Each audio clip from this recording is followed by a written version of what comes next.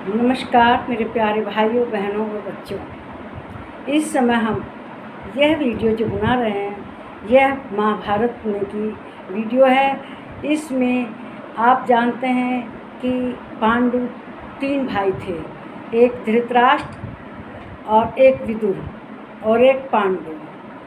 तो ये पांडु की जो मृत्यु हुई वह क्यों हुई और कैसे हुई, तो इसके बारे में कहते हैं कि एक बार पांडु की इच्छा हुई वन में रहने के लिए। जैसे लोग पिकनिक मनाने जाते हैं इस तरह से वे पांडु अपनी दोनों पत्नी कुंती और माधवी के साथ वन में थे और उस समय वे वन में अपना रह रहे थे आनंद से। तो एक दिन शिकार खेलने गए, तो शिकार खेलते खेलते वे दूर निकल गए और वहाँ पर उन्होंने एक हिरण और हिरनी का जोड़ा देखा।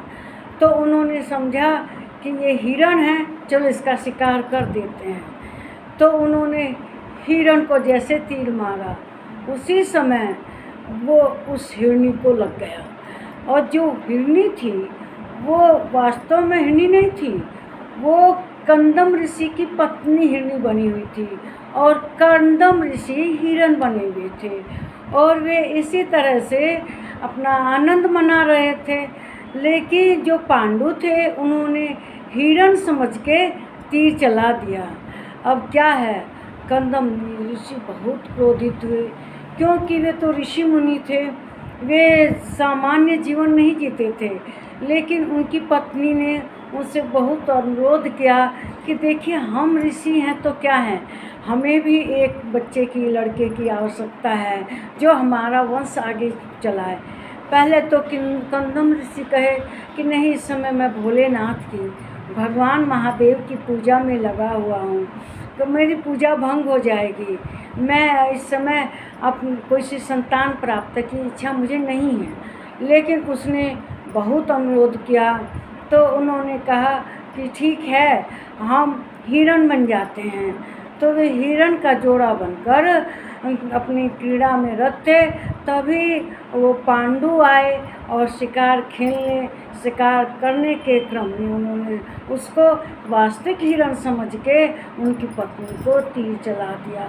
तीर उनके सीने में जाके लगा और वह उसी समय, वो तो बेचारी इस साथ साथ थे कि भाई चलो एक लड़का होगा आगे वंश चलेगा। लेकिन जो पांडु थे उन्होंने उसके ऊपर तीर चला दिया। अब उन्हें बड़ा क्रोध आया कंदम मुनि को।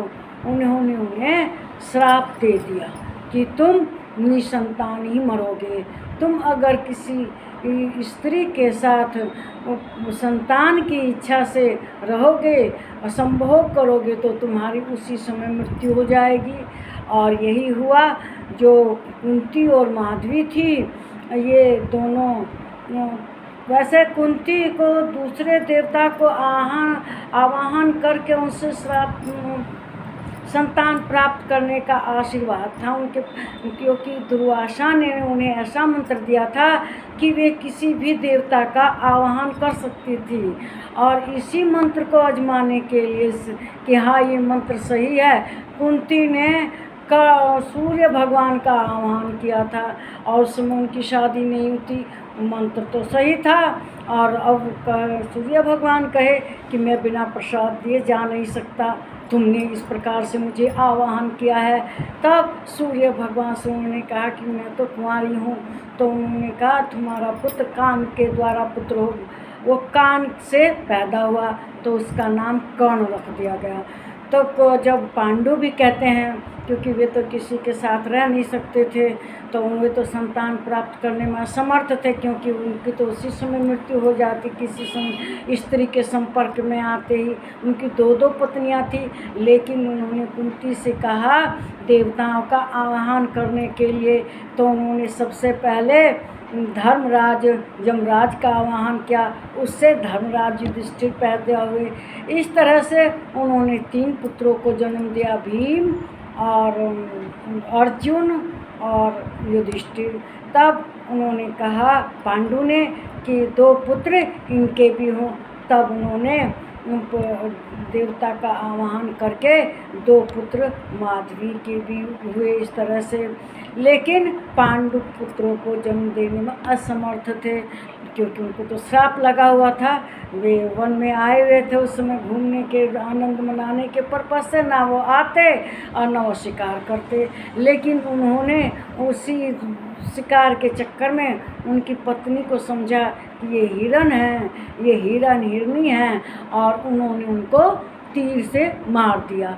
जब तीर चला दिया तो वो तीर उनकी पत्नी को लगा, जो कि उस समय उनके साथ बहुत प्रसन्न थी और उनके साथ आनंद अवस्था में थी। लेकिन अब उन्होंने श्राप दिया कि जाओ तुम निसंतान ही मरोगे। तुम अगर संतान की इच्छा से चाहे किसी के साथ रहोगे, किसी स्त्री के साथ संभोग करोगे, उसी समय तुम्हारी मृत्यु हो जाएगी। तो उसी समय जंगल में जब रह रहे थे तो जो माधवी थी वो झरने में स्नान कर रही थी, तो उनकी दृष्टि माधवी के ऊपर पड़ी और उन्होंने वे उसके पास गए। उन्होंने उसके साथ अपना संबंध बनाने की कोशिश की, लेकिन उन्हें तो ऋषि का श्राप लगा हुआ था, कंदम मुनि का, और वे उसी समय उनको मृत्यु को प्राप्त हो जाते हैं। तब ये कुंती और माधवी वहीं पर थी, इनके छोटे छोटे 5 बच्चे थे। तब वे उनका दाह संस्कार वहीं पर करते हैं। महल में हस्तिनापुर में खबर भेजी जाती है कि ऐसी ऐसी घटना हो गई, पांडु अब नहीं रहे। तब वहाँ से सब लोग आते हैं, जंगल में उनका दाह संस्कार होता है। और इस तरह से जो कंदम ऋषि थे उनका श्राप पांडु को लगा। पांडु एक भी संतान पैदा नहीं कर पाए, उनकी सब संतानें दूसरे देवताओं की थी। अर्जुन तो इंद्र भगवान का था, पवन भगवान जो थे, ये क्या भीम जो थे पवन के थे। तो इस तरह से जो जंगल में गए थे आनंद मनाने के लिए, लेकिन हुआ उल्टा। बड़ी मुश्किल से तो ऋषि तैयार हुए थे, कंदम ऋषि, क्योंकि वो तो भोलेनाथ की पूजा में, पाठ में, ध्यान में लग्न थे। पत्नी उनकी बहुत समझाती है कि देखिए गृहस्थ जीवन भी जरूरी है, दोनों का संतुलन होना चाहिए। हम लोग ऋषि मुनि हैं तो क्या हैं, हमें भी गृहस्थों की तरह से अपना जीवन यापन करना चाहिए। क्योंकि संतान को अगर कोई नहीं जन्म देता तो उसे उसके पूर्वजों की मुक्ति नहीं होती, उसके पितृ लोगों की मुक्ति नहीं होती, वह पितरों से मुक्त, पितृ ऋण से मुक्त नहीं होता। जब वह संतान पैदा करता है, वह संतान अपने पितरों को पानी वगैरह देता है, जल देता है, क्योंकि ऋषि के जाने के बाद तो कौन पितरों को पानी देता।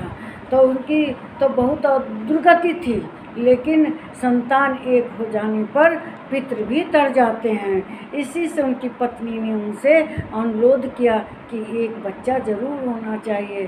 तो इसी में ही वे साथ साथ थे। उन्होंने हिरण हिरनी का रूप बनाया हुआ था, और जो पांडु थे वे उनका तीर चलाकर शिकार कर देते हैं, और ऋषि के सामने उनकी पत्नी तड़प तड़प कर प्राण त्याग देती है। तब ऋषि उनको श्राप देते हैं कि जब भी तुम किसी स्त्री से संभोग करोगे तो तुम्हारी तुरंत मृत्यु हो जाएगी। और इसीलिए कोई संतान नहीं पैदा कर पाए। कुंती ने अपने मंत्रों से दूसरे देवताओं को आवाहन करके 5 पुत्रों को जन्म दिया, 2 माधवी के द्वारा और 3 अपने द्वारा।